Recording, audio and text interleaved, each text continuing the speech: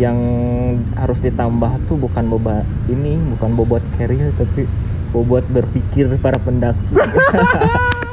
Bobot berpikir. Jangan di situ-situ aja. Hai, halo, jumpa lagi di Jurnal Sehari. Oke, langsung ke jantung dan hati. Jurnal sehari langsung. Masih dipikirin lah nanti tagline yang bagus apa, pokoknya yang kepikiran aja dulu. Gitu. Oke, kembali di sesi mendaki gunung. Kita mau bagi tips gimana supaya mendaki gunung saat start trekking itu kita bisa kuat, gitu ya. Biasanya itu tuh yang menjadi cobaan, obrolan seperti cobaan hidup. Seperti cobaan hidup gitu, cobaan pada saat trekking ya. Apalagi ya. Oke, tipsnya gimana aja versi abang pendaki? Tips biar kuat ketika mendaki ya. Biar nggak kapok juga. Jadi yang pertama teman-teman bisa dengan jalan di awal pas mau trekking nih, kita mau ke gunung.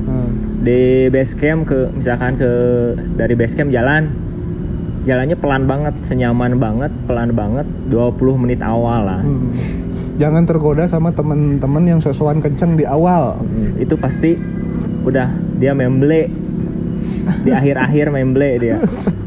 Intinya badan perlu adaptasi. Badan terus perlu pemanasan, kita panas dulu badan baru memang enak nanti naik gunungnya. Iya, bener. Sepakat, aku juga tips pertama tuh itu. Jadi pada saat kita mau jalan di base camp, kita nyamankan dulu ransel gitu. Semuanya lah bikin nyaman dulu. Kita nyamankan ransel, sepatu, semuanya udah oke. Gitu. Cek teman-teman yang lain udah oke, baru jalan sepelan mungkin. Biasanya aku cobaannya tuh di 200 meter pertama. 200 meter pertama sepelan mungkin sampai semuanya udah konstan, udah stabil. Nah, di situ baru tuh tiba-tiba energi itu kayak ya udah konstan aja, jadi kayak melayang jalan. Kayak melayang, nggak kerasa. Tapi kalau awal tuh naik gitu ke sini nih. Awal emang jalan harus pelan lah. Iya. Gitu. Tips kedua itu memang intinya itu lebih ke teknis ya. Yang kedua lebih ke persiapan. Kalau saya pribadi nih lebih ke misalkan kita mau ke gunung, ya kita lari dulu lah, jogging. Oke. 2 hari sebelumnya ya? Atau 3 hari sebelumnya. Oke. Bukan kita nyuruh lari tiap hari gitu, itu lebih bagus. Tapi kan kita bukan atlet gitu. Kita pendaki gunung aja, jadi larinya pas lagi butuh aja mau naik gunung. Iya. Tapi menjaga stamina dengan berolahraga tuh pastinya akan membantu banget. Ya, membantu pernapasan. Apalagi yang kerjaan duduk doang apa gitu ya. Kita harus menyeimbangkan itu dengan olahraga gitu. Itu karena misalnya kemarin lagi rame badai sitokin yang hampir Deddy Corbuzier mau kolaps itu gitu. Itu juga kata Budi Gunawan, kata Menteri Kesehatan pas di podcast terakhirnya itu, akhirnya yang bisa menyelamatkan tuh ya karena daya tahan tubuh yang mungkin juga katanya disebabkan oleh karena Deddy rajin olahraga katanya gitu. Jadi pasti membantu banget. Terus tips yang ketiga apalagi ya? Supaya nggak capek saat jalan. Supaya jarak ya nggak sih? Maksudnya kalau terlalu berdesak-desakan tuh kayak... Jadi ini lebih ke pola istirahatnya. Pola istirahat, ya. Jadi pola istirahat saat trekking.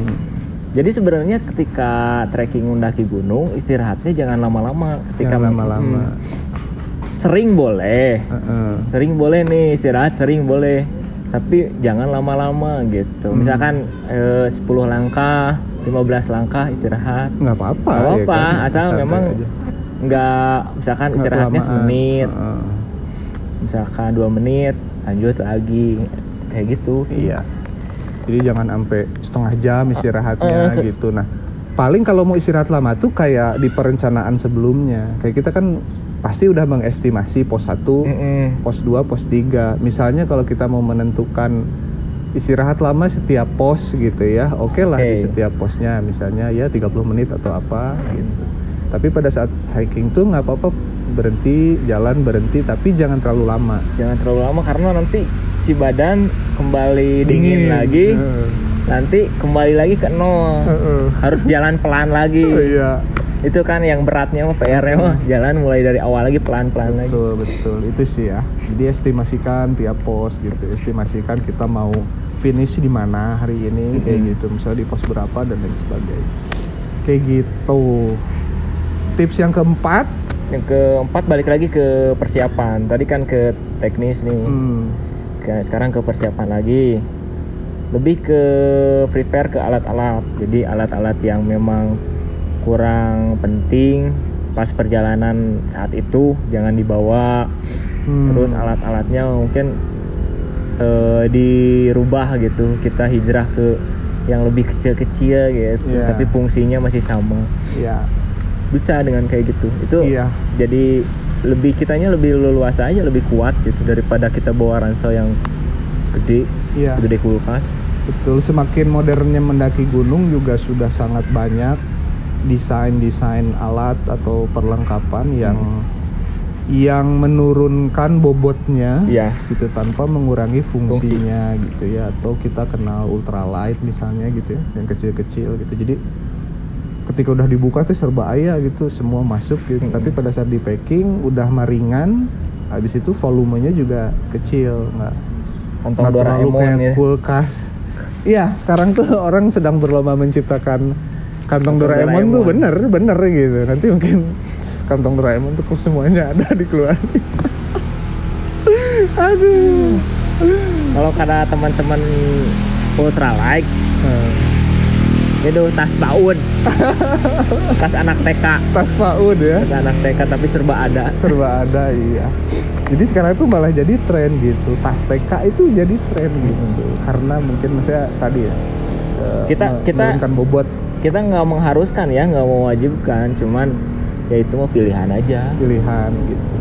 Cuman dengan ultralight itu tadi sih yang jelas mengurangi bobot itu aja, mengurangi berat gitu, dan mengurangi volume juga lebih ringkas kayak gitu.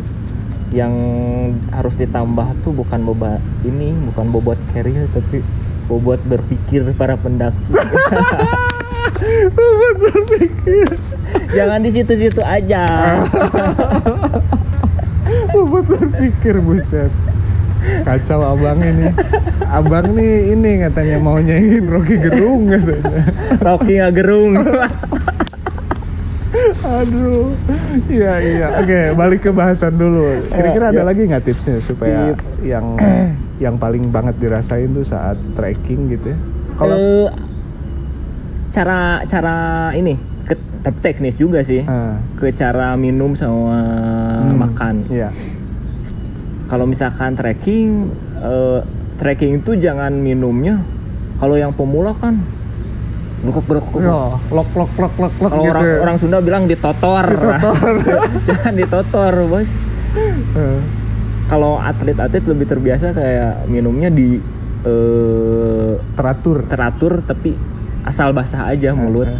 Asal nggak misalnya nggak haus. Iya, benar. Karena kan terlalu banyak tuh koclak. Koclak tuh perut tuh kerasa gitu. Apa? Bahasa Indonesianya apa ya? Bahasa Sundanya kalikiben gitu. Ya kayak gitulah, kayak kesedak gitu, kayak kesedak. Terlalu banyak air masuk. Ngap gitu ya. Jadi malah ngap gitu ya. Gitu. Oke, ada lagi nggak tips? Yang keenam nih, tadi kelima.